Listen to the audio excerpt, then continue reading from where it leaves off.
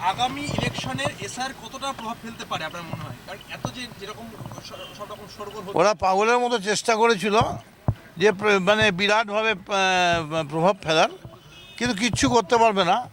কারণ ওদের হাতে একটা এসআর আছে, আমাদের হাতে একটা ম্যাডাম আছে, কিচ্ছু করতে পারবে না। ম্যাডামের নাম মমতা বন্দ্যোপাধ্যায়। আজকে তো এই বছরের শেষ বিধানসভায় বসে খুব দুঃখ লাগছে, হ্যাঁ, আবেগপ্রবণ হলেন। আবেগপ্রবণ, ভারাক্রান্ত। কাল থেকে দুপুরবেলা কোথায় যাব, কি করব, মনটা ভালো লাগছে না। যাই হোক, একটা জায়গা ছিল, আসতাম সবাই। লড়াইয়ে মদন মিত্রকে দেখা যাবে কি আগামী সেটা তো ইলেকশনে? সে তো যারা ঠিক করবেন দাদা, আমি আমারটা কি করে বলবো। ব্যক্তিগত ইচ্ছা ব্যক্তিগত ইচ্ছা কি ব্যক্তিগত, কামারহাটি? যেখানে দল বলবে, যেখানে যায়, এটা দলের সিদ্ধান্ত।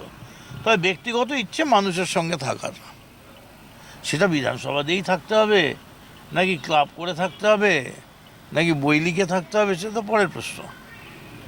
তো খারাপ, ভারাক্রান্ত। সকলকে শুভেচ্ছা জানিয়ে গেলাম। বিধানসভার রাজনীতি নাকি লোকসভার রাজনীতি? না না, এসব কোনো ব্যাপার না। মানুষকে কি বলবেন 26-এর? মানুষকে বলবো, পশ্চিমবাংলায় বিজেপি রাজনীতিকে যে জায়গায়, যে নোংরা জায়গায় নামিয়ে দিয়ে গেছে, বিধানসভার মতো একটা সম্মানজনক জায়গা, প্রতিষ্ঠান, তাকে যে জায়গায় বিজেপি নিয়ে গেছে, আপনারা এর বিরুদ্ধে প্রতিবাদ করুন এবং 250 সিটে মমতা বন্দ্যোপাধ্যায়ের নেতৃত্ব তৃণমূল কংগ্রেসকে আরেকবার নিয়ে আসুন। পুরনো কোনো স্মৃতি মনে করছে বিধানসভার এই টার্মের 2021 থেকে 25 যেটা আপনাকে মনে রাখবে?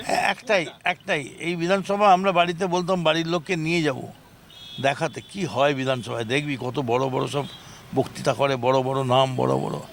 এখন একটাই যে বাড়ির লোক যদি বলে বিধানসভায় যাব, আমি যাস না, ওখানে অকথ্য কুকথ্য গালাগাল হচ্ছে, যেটা বিজেপি ইন্ট্রোডিউস করেছে।